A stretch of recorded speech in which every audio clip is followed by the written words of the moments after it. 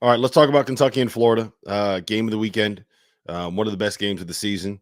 One of the best shot making performances I can remember in a college basketball game, between what Kobe Brea was able to do and what Elijah Martin and Walter Clayton were able to do. I don't think that there was a loser there. I know that Florida leaves with an L, Fanta, but I mean, both of those teams are awesome. They're so much they're fun awesome to watch. Like, sign me up for a 7-game series between those two teams, and I think you're going to break television records. That was a lot of fun to watch that basketball game. Both those teams can make a Final Four. I'm convinced of it. Yeah, they both can. And Florida, Walter Clayton Jr. should be in the National Player of the Year mix. He is not the front runner. He's not number 2, but he's certainly in line to be a first-team All-American if he continues to play this way. He's a candidate. You know, as we get down to that first team, when you get to the 4th, 5th slots, and then you get to the first 2 slots of the second team, I think there's a lot of debate for how that's going to look. But look, Florida is an offensive juggernaut.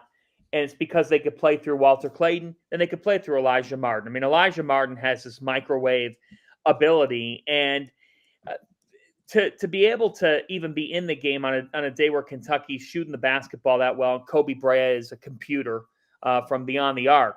You know, they didn't even get a great game from Will Richard. They didn't. He was 4 of 8 from the floor. He didn't hit a 3.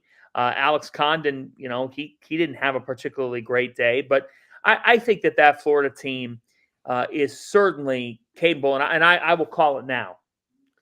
The last unbeaten falls Tuesday night. Florida is going to take down Tennessee in Gainesville. Not because Tennessee is bad at all. It's just because when these teams of this caliber get these opponents inside their home building this year, it's going to be very hard for you as the visitor to win. And so that Florida team, I mean, to say that Florida is the 4th best team in the SEC or the 5th best team in the SEC is absolutely the greatest testament to how good the SEC is. Absolutely.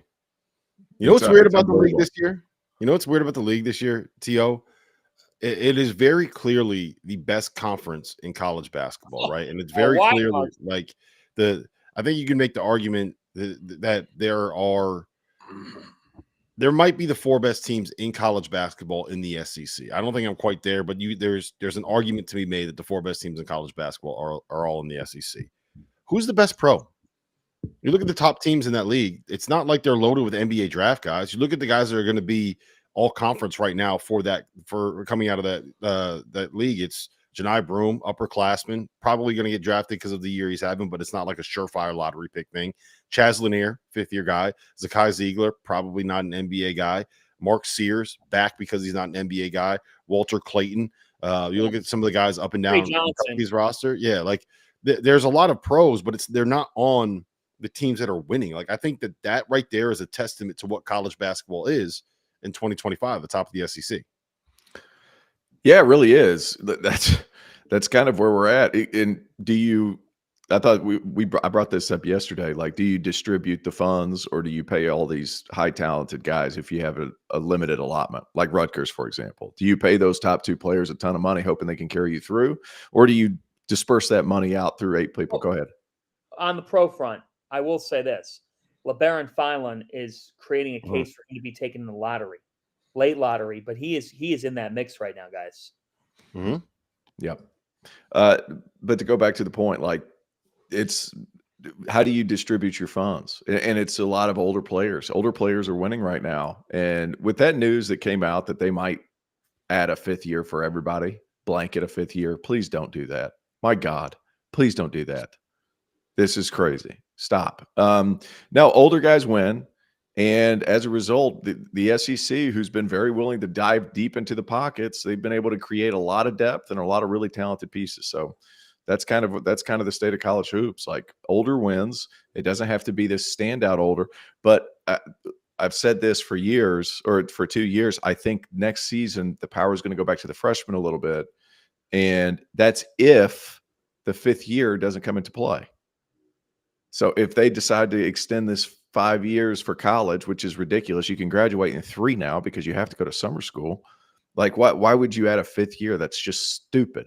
But long story short, I'm just interested to see how it progresses and if the power goes back to the freshmen, because right now the power's with the old guys. Yeah, I hate that idea. It's ridiculous. Like, guys, like, I understand what you were doing. You messed up to begin with this COVID stuff. Like, you messed up. This was a mess up. And then now you're trying to open everything up. I got 3 years of eligibility left. I can play until I turn 30. Hey, I turned 37 in March. I can go till I'm 40.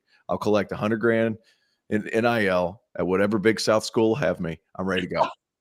It just doesn't make any sense. Like, No. 4 years. The college experience is for 4 years. I do not support a 5-year experience for everybody. I don't. The only thing that I'll say, and I understand the arguments on both sides. Like, I don't really have a huge dog in the fight. But what I will say is that I would argue the college basketball product has been significantly better the last 3 years since guys were allowed to stay for a fifth year. Now, some of that is also a byproduct of NIL keeping the borderline NBA players around. It has more to do with that than it does with the fifth-year players. Yeah, so I'll be curious to see like how that kind of plays out. But I think the product itself is so much more watchable and so much more palatable. Now, I get like I said, I get that there's probably a significant portion of that is NIL keeping guys that are would be like a borderline two-way from leaving, right? Like if you're an Exhibit 10 gets what, $50,000 guaranteed, right? Well, you can make 10 times that if you're a senior that wants to stay in college this year. So if you can match a two-way, you might as well stay in college and see if you can improve your draft stock. So I get it. I don't have a dog in the fight, but I understand why they would be. The product is just better, man. Like it's easier to watch. It just is.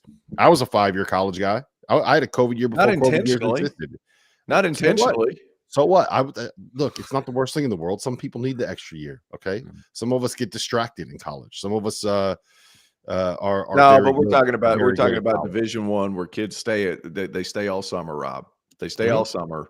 They're taking classes. You're knocking out at least 12 to 15 credit hours every summer.